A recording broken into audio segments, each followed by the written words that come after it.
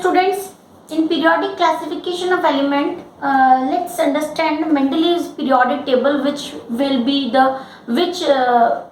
is the basis of modern periodic table, and it gives a foundation for modern periodic table. ठीक है, तो Mendeleev के table में, periodic table में, मतलब उसने जो एलिमेंट्स का अरेंजमेंट किया वो आगे आने वाली मॉडर्न पीरियोडिक टेबल के लिए उसका फाउंडेशन मिला, बेस मिला, और उसके जो मेरिट्स थे यानी कैरेक्टरिस्टिक्स थे उसी से हेल्प मिली मॉडर्न पीरियोडिक टेबल में. तो बहुत ऑलमोस्ट करेक्ट क्लासिफिकेशन किया उन्होंने. जितने एलिमेंट्स अरेंज किए वो परफेक्टली क्लासिफाइड थे एक्सेप्ट हाइड्रोजन, है ना. हाइड्रोजन की पोजीशन वो एक्सप्लेन नहीं कर पाए, जो अभी भी मॉडर्न पीरियोडिक टेबल में भी हाइड्रोजन को नोटोरियस एलिमेंट कहते हैं क्योंकि उसकी पोजीशन फिक्स नहीं हुई है ना. प्रॉपर्टीज कहीं किसी और से मिलती है, इलेक्ट्रॉन का अरेंजमेंट किसी और से मिलता है, ऐसा है. तो let's study in short about Mendeleev's periodic table. As I explained earlier, these periodic table are based on atomic masses. वहाँ पर atomic masses के basis पे ही इन्होंने arrange किया कि whenever we arrange elements in increasing atomic mass order, automatically their chemical and physical properties in a group, है ना, इन group की बात कर रहे हैं, यानी वर्टिकल कॉलम्स की बात कर रहे हैं. जो वर्टिकल कॉलम्स यानी जिनको उन्होंने ग्रुप्स नेम दिया, उसमें ऑटोमेटिकली जो इंक्रीजिंग एटॉमिक मास के अकॉर्डिंग अरेंज करते हैं तो प्रॉपर्टीज सेम होती जाती हैं. यानी फिजिकल एंड प्रॉपर्टीज एक ग्रुप में आने वाले सभी एलिमेंट्स की ऑलमोस्ट सिमिलर होती है, और वो जो ग्रुप होता है वो पर्टिकुलर आइडेंटिफिकेशन बन जाता है, एक आइडेंटिटी बन जाता है कि ये जो एलिमेंट्स हैं इन सब की प्रॉपर्टीज सेम होगी. तो ये जो फिनोमिना है ये मेंडलीव की पीरियोडिक टेबल से निकल के आया.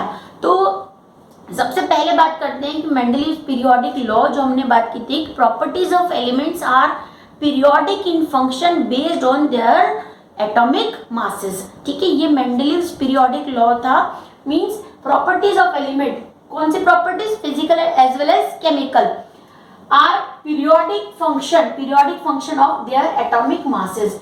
जैसे जैसे उनके एटॉमिक मास इंक्रीज होके हम अरेंज करते हैं, जो प्रॉपर्टीज होती है वो पीरियोडिक इन फंक्शन होती है, यानी एक सिंपल मेथड में इंक्रीज और डिक्रीज होती है, जिससे हम ग्रुप में उस एलिमेंट को, उन एलिमेंट्स को स्टडी कर सकते हैं. Now what are the characteristics of Mendeleev periodic table. सबसे पहले the Mendeleev periodic table was based on atomic masses.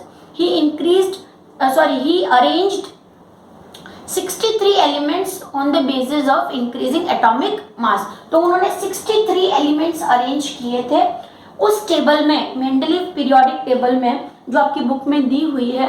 Groups vertical columns थे और जो हॉरिजॉन्टल रोज थी उन्होंने उसको पीरियड्स नेम दिया. अगर आप बुक देखते हो तो आपको उसमें लिखा हुआ है, ग्रुप लिखे हुए हैं, रोमन नंबर में लिखा है 1st, 2nd, 3rd, 4th, 5th, 6th, 7th और 8th ग्रुप उन्होंने बनाए, और पीरियड्स लिखे हुए हैं, है ना, जो 1 2 3 4 5 6 7 सॉरी 6 उन्होंने पीरियड्स बनाए और अरेंज किया हुआ है. फिर जो ग्रुप्स थे उन्होंने ए बी करके अरेंज किए हुए हैं. मिलता जुलता ही कंसेप्ट मॉडर्न पीरियोडिक टेबल में भी है, लेकिन एलिमेंट्स क्योंकि बहुत ज़्यादा डिस्कवर हो गए, इसके बाद जो ग्रुप्स हो गए वो इंक्रीज हो गए 18 तक. अभी मॉडर्न पीरियोडिक टेबल में 18 ग्रुप है और 7 पीरियड्स है. फिर पीरियड्स में उन्होंने 1 2 3 के बाद उन्होंने फर्स्ट सीरीज, सेकेंड सीरीज, हर पीरियड को भी उन्होंने फर्स्ट सीरीज और सेकेंड सीरीज में डिवाइड किया. So this was the format of Mendeleev periodic table of 63 elements. तो उन्होंने 63 एलिमेंट्स को अरेंज किया, ग्रुप और पीरियड टर्म दिया जो उनकी टेबल में प्रेजेंट थे और जो मॉडर्न पीरियोडिक टेबल में भी है. और एलिमेंट्स उन्होंने ये स्टडी करके कंफर्म कर दिया कि एलिमेंट्स को हम जो ग्रुप में जो प्रेजेंट है एलिमेंट, उनकी फिजिकल और केमिकल प्रॉपर्टीज सेम होती है. जैसे उनका जो फर्स्ट ग्रुप है उसमें देखो लिथियम, सोडियम, पोटेशियम है, रुबिडियम है, सीजियम है, इन सब की प्रॉपर्टीज सेम होगी, है ना, ए और बी में. अब ये ए और बी क्या चीज थी, उन्होंने जिनकी प्रॉपर्टीज थोड़ी मैच नहीं होती थी उनको बी कैटेगरी में रख दिया, लेकिन एटॉमिक मास जो था वो इंक्रीजिंग ऑर्डर में ही रहा. फिर ये तो हुई कैरेक्टरिस्टिक्स। अब आते हैं उसकी प्रॉपर्टीज, मतलब कैरेक्टरिस्टिक के बाद उसमें क्या मेरिट्स क्या थी और डीमेरिट्स क्या थी। मेरिट्स तो ये थी कि उन्होंने जो प्रॉपर जैसे अरेंज करते गए एलिमेंट, और सपोज करो ऊपर वाले एलिमेंट की प्रॉपर्टी नीचे वाले की मैच नहीं हो रही, तो उन्होंने वो स्पेस खाली रखा और उन्होंने ऐसा कहा कि फ्यूचर में जो एलिमेंट डिस्कवर होगा, सपोज उसकी प्रॉपर्टीज इससे मैच होगी तो वो उसको हम यहाँ रख देंगे। तो फ्यूचर एलिमेंट्स जो अनडिस्कवर्ड थे उनके लिए भी उन्होंने स्पेस रखा, और ताकि जो अरेंजमेंट है वो डिस्टर्ब ना हो, और ऐसा बताया कि ये इस प्रॉपर्टी से मैच होने वाला एलिमेंट फ्यूचर में डिस्कवर होगा तो उसका ये स्पेस होगा। ठीक है, सो he left blank spaces for undiscovered elements having similar physical and chemical properties of that group element, उस ग्रुप में होने वाले एलिमेंट की। तो आपको यहाँ इस टेबल में जब आप देखोगे तो कहीं कहीं बहुत सारे ब्लैंक स्पेसेस नजर आएंगे ग्रुप में साथ में।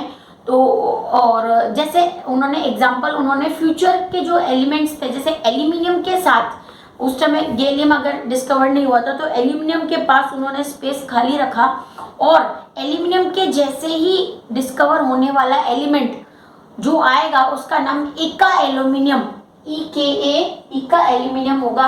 और बोरोन के जैसा ही, उसकी प्रॉपर्टी जैसा ही कोई दूसरा एलिमेंट अगर डिस्कवर होगा तो उसके लिए स्पेस छोड़ा और उसका नाम होगा इका बोरोन। तो अनडिस्कवर्ड एलिमेंट्स के लिए भी उन्होंने स्पेस छोड़े और उन्होंने नेमिंग किया कि इसकी प्रॉपर्टीज, जैसे फिर बाद में जब गैलियम आया तो एल्यूमिनियम मतलब इका एल्यूमिनियम मतलब क्या हुआ, गैलियम, क्योंकि वो बाद में डिस्कवर हुआ था। और एक सेपरेट कॉलम भी उन्होंने रखा कि अगर हाइड्रोजन जैसे ही कोई गैसेस दूसरी डिस्कवर होंगी जैसे नोबल गैसेस, तो उनको हम अलग सेपरेट रख सकते हैं बिना अरेंजमेंट को डिस्टर्ब किए।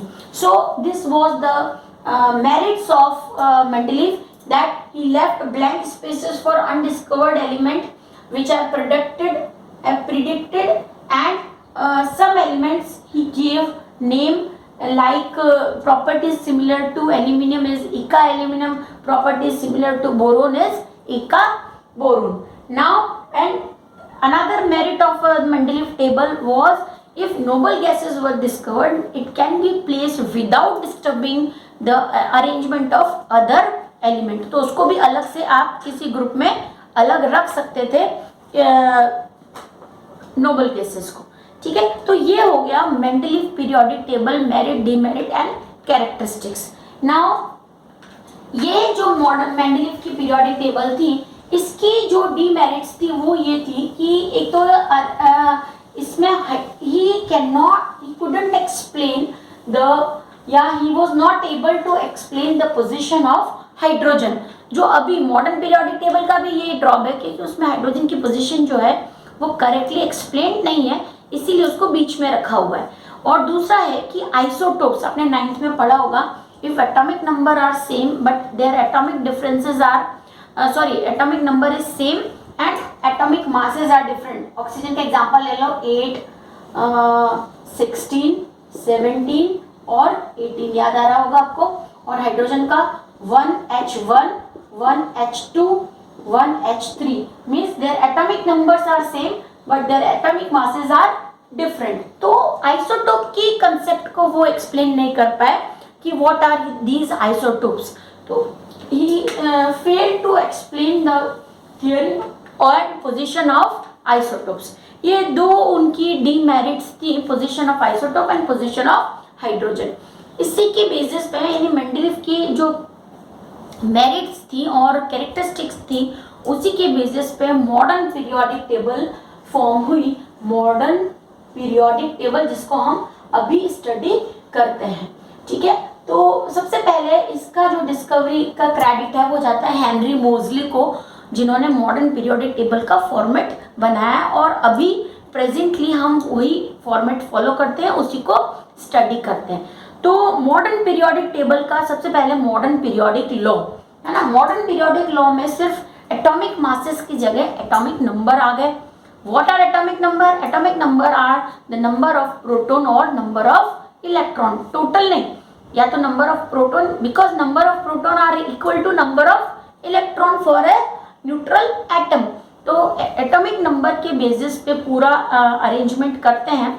तो यहाँ पर लॉ क्या हो जाता है, प्रॉपर्टीज ये मॉडर्न पीरियोडिक लॉ हो गया, properties of element are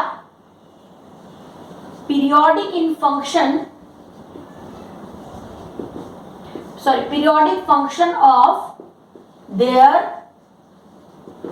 atomic number। ठीक है, एटॉमिक नंबर है ना। क्यों?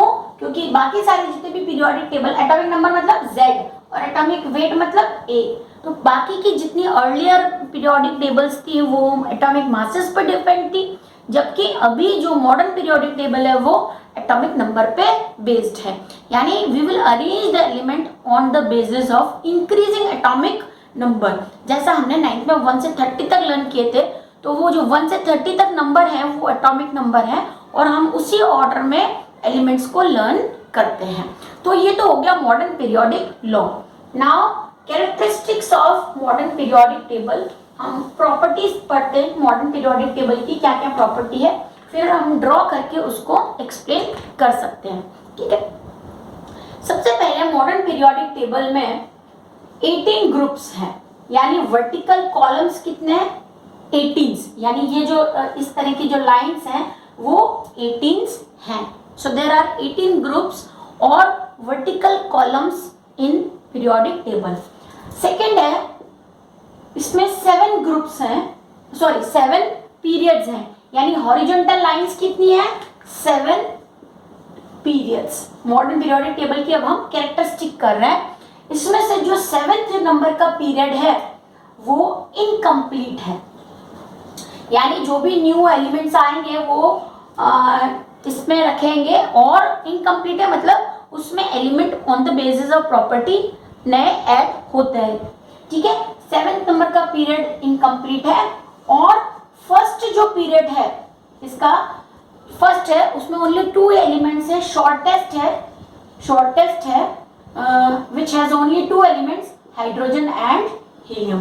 तो अब जो स्टडी करोगे आप मॉडर्न पीरियोडिक टेबल को सामने रख के हम स्टडी करेंगे कि उसमें हॉरिजॉन्टल लाइंस जो है वो 7 है, जिसमें से सबसे छोटा जो पीरियड है वो 2 एलिमेंट्स का बना हुआ है, हाइड्रोजन और हीलियम। लॉन्गेस्ट की बात करें तो वो 7 ही है जो इनकम्प्लीट है ना। 7th जो पीरियड है वो इनकम्प्लीट है एंड लॉन्गेस्ट भी है ना। इसमें सबसे ज्यादा एलिमेंट्स अभी हैं। तो शॉर्टेस्ट हो गया, लॉन्गेस्ट हो गया, ग्रुप हो गए और पीरियड्स हो गए। फिर हम बात करते हैं कि पूरी पीरियोडिक टेबल के जितने भी एलिमेंट्स हैं उनको पीरियोडिक टेबल और modern periodic table is divided into 4 blocks, divided into 4 blocks, है ना। पूरी मॉडर्न पीरियोडिक टेबल को हमने 4 ब्लॉक्स में डिवाइड किया है। उस जैसे मॉडर्न पीरियोडिक टेबल का शेप कैसा है, अगर आप ध्यान से देखोगे तो इस टाइप का शेप है, ये है, ठीक है। और नीचे जो है वो 2 लाइंस हैं। मैंने थोड़ा मतलब हम शॉर्ट में इसको देखते हैं स्मॉल बना के, जैसे ये मॉडर्न पीरियोडिक टेबल है इस टाइप का, और ठीक है ये इस टाइप का है शेप उसका, और फिर नीचे जो है वो 2 लाइंस और दी हुई है, ये है ना। ओके, तो जो मॉडर्न पीरियोडिक टेबल इसको 4 ब्लॉक्स में डिवाइड किया है, S, P, D और F, है ना। तो ये इसको बोलते हैं, ये जो पहला वाला जो 2 कॉलम्स वाला है, हाइड्रोजन हम लर्न करते हैं, यहाँ पर हाइड्रोजन आता है, फिर यहाँ हीलियम आता है, वो हम ड्रॉ करके एक्सप्लेन करेंगे बाद में। लेकिन अभी आप ये समझिए कि 4 ब्लॉक्स कैसे है। S हो गया, फिर ये जो इस साइड है P, ये D और ये F। What is SPDF? Actual में क्या होता है कि हमने अरेंजमेंट ऑफ इलेक्ट्रॉन पढ़ा है, यानी electronic configuration, how electrons are arrange around the nucleus. वो जो हम ऑर्बिट्स बनाते हैं जिनके अंदर इलेक्ट्रॉन प्रेजेंट होते हैं, उनके शेप होते हैं, है ना। जैसे अभी आपकी नॉलेज के लिए मैं इतना सा बताती हूँ, जैसे S है तो उसका शेप राउंड है, P है तो उसका शेप ऐसा है स्पिंडल, मतलब डम्बल शेप है, D है तो डबल डम्बल है, और F है तो डबल मतलब F है तो उसका 3 डायमेंशनल है। तो ये शेप के बेसिस पे, ऑर्बिट के शेप के बेसिस पे S और P और D और F होते हैं। अब ब्लॉक्स का मतलब ये है कि जो एस ब्लॉक के एलिमेंट है, यानी ये वाला जो है, उसके जो इलेक्ट्रॉन है, उसका जो लास्ट इलेक्ट्रॉन है वो एस ऑर्बिट में आता है तो उसको एस ब्लॉक में रखेंगे। लास्ट इलेक्ट्रॉन अगर पी में आता है तो पी ब्लॉक में रखेंगे, और लास्ट इलेक्ट्रॉन डी में आता है तो डी में, और एफ में आता है तो एफ में। सो इजीली हम अगर इसको समझना चाहते हैं तो ऐसा है, इफ लास्ट इलेक्ट्रॉन, यानी जैसे अगर आप बात करो सोडियम की, तो सोडियम का इलेक्ट्रॉनिक कॉन्फ़िगरेशन कितना होता है 281। तो ये जो 1 वाला जो लास्ट इलेक्ट्रॉन है ये एस में आता है, इसकी जो एंट्री होती है वो एस ऑर्बिट में होती है। तो ये जो है इसको हम एस ब्लॉक में रखेंगे, ठीक है। तो इतना डिटेल इलेक्ट्रॉनिक कॉन्फ़िगरेशन हमारे सिलेबस में नहीं है, इसलिए हम इतना समझते हैं कि periodic table is divided into 4 blocks S P D F on the basis of entry of last electron, ठीक है। तो लास्ट इलेक्ट्रॉन के बेसिस पे हमने पूरी पीरियोडिक टेबल को 4 ब्लॉक्स में डिवाइड कर दिया, एस पी डी और एफ, ठीक है।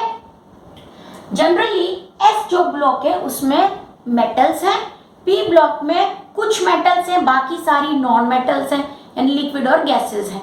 डी ब्लॉक में वेराइटीज है, डिफरेंट टाइप की वेराइटीज है, मेटल भी मिलती हैं। जनरली डी ब्लॉक की जो मेटल्स हैं वो एस ब्लॉक की मेटल से बिल्कुल डिफर है, लेकिन है मेटल वहाँ पर, जैसे मर्क्यूरी है, कॉपर है, जिंक है, वो इसी कैटेगरी में आते हैं। फिर इसमें थोड़े हायर अगर जाएंगे तो एलिमेंट्स जो है वो बहुत हैवी एटॉमिक मास वाले हो जाते हैं। और जो एफ है, एफ इसमें जितने भी एलिमेंट्स आते हैं वो रेडियो एक्टिव होते हैं। रेडियो एक्टिव मतलब अल्फा, बीटा और गामा रेडिएशन, यानी हैवी न्यूक्लियस वाले होते हैं, जिनमें से कंटिन्यूसली रेडिएशन रिलीज होती रहती है, अल्फा, बीटा एंड गामा, ठीक है। तो ये हमने बात की मॉडर्न पीरियोडिक टेबल की। कैरेक्टरिस्टिक पढ़ी हमने, 18 ग्रुप, 7 पीरियड्स, और each group has periodic table is divided into 4 block S P D F. Each group has elements with similar chemical and physical property. जो मेंडलीव की प्रॉपर्टी थी वही, कि S block की अगर बात करेंगे तो उसमें जितने जो 2 ग्रुप, S ब्लॉक में 2 ग्रुप्स हैं, तो उन दोनों ग्रुप्स में जो केमिकल और फिजिकल प्रॉपर्टीज होंगी वो सिमिलर होंगी। वो कब सिमिलर होंगी? जब उनके आउटर मोस्ट में इलेक्ट्रॉन सेम होगा, क्योंकि प्रॉपर्टीज जो होती है वो लास्ट ऑर्बिट इलेक्ट्रॉन पे बेस्ड होती है। तो ये कंक्लूजन आता है कि in a group the outermost electron, number of outermost electron are same, और number of outermost electron को क्या बोलते हैं? Valence electron. तो एक ग्रुप में आने वाले जितने भी एलिमेंट्स हैं उन सब के वैलेंस इलेक्ट्रॉन क्या होते हैं? सेम होते हैं, ठीक है। सो element present in any group have same number of valence electron and the number of shell increases when we go down in the group. ये हम जब हम एटॉमिक साइज स्टडी करेंगे तो आएगा, ठीक है। फिर पीरियोडिसिटी एंड टेंडेंसी। पीरियोडिसिटी जब हम स्टडी करेंगे, पीरियोडिसिटी मतलब कौन सी प्रॉपर्टीज इंक्रीज होती है और कौन सी प्रॉपर्टी डिक्रीज होती है। जब हम, और हर प्रॉपर्टी को हम 2 फॉर्म्स में स्टडी करेंगे, ग्रुप में और पीरियड में। प्रॉपर्टी मतलब क्या? जैसे एटम की साइज की बात करें तो ग्रुप में वो साइज क्या हो रही है और पीरियड में वो साइज क्या हो रही है, ठीक है। तो ये इंट्रोडक्शन पार्ट हो गया। नेक्स्ट सेशन में हम पीरियोडिक टेबल ड्रॉ करेंगे और 1 बाय 1 हम कुछ प्रॉपर्टीज स्टडी करेंगे, जिसमें सबसे इंपॉर्टेंट प्रॉपर्टी एटॉमिक साइज। अगर एटॉमिक साइज आता है तो आप सारी प्रॉपर्टीज स्टडी उसको मतलब समझ सकते हो, क्योंकि एटॉमिक साइज से ही मेटेलिक प्रॉपर्टी रिलेटेड होती है, एटॉमिक रेडियस रिलेटेड होती है, टेंडेंसी टू लूज और गेन इलेक्ट्रॉन ये वाली प्रॉपर्टी रिलेटेड होती है, ठीक है। एटम कैसे इलेक्ट्रॉन अट्रैक्ट करता है, ये इलेक्ट्रोनेगेटिविटी जिसको बोलते हैं, वो डिपेंड करता है कि ग्रुप और पीरियड में कैसी हो रही है। तो ये प्रॉपर्टीज हम नेक्स्ट सेशन में स्टडी करेंगे। आप बुक में से सारा जो सेक्शन है वो रीड करोगे एक बार। तो बुक में मेंडलीव की पीरियोडिक टेबल से रिलेटेड जो पॉइंट्स हैं उसमें मैंने जो बताया अभी आपको, वो पॉइंट कंक्लूड कर सकते हो। अगर 2 मार्क्स में write note on Mendeleev periodic table आ गया तो वो स्टडी 2 मार्क्स में लिखना है आपको। कैरेक्टरिस्टिक्स, मेरिट्स एंड डीमेरिट्स, ठीक है। फिर मॉडर्न पीरियोडिक टेबल स्टार्ट होता है, जिसका बुक में जो है वो पिक्चर भी दिया हुआ है, और नेक्स्ट सेशन में हम पूरी पीरियोडिक टेबल ड्रॉ करेंगे और फिर उसके बाद ये जो टॉपिक है position of elements in modern periodic table, ये भी आप स्टडी कर सकते हो क्योंकि हम पीरियोडिक टेबल के बेस पे ही सारी प्रॉपर्टीज स्टडी करेंगे। तो कैसे एलिमेंट्स को अरेंज किया है ये हम नेक्स्ट सेशन में देखेंगे। Okay, bye.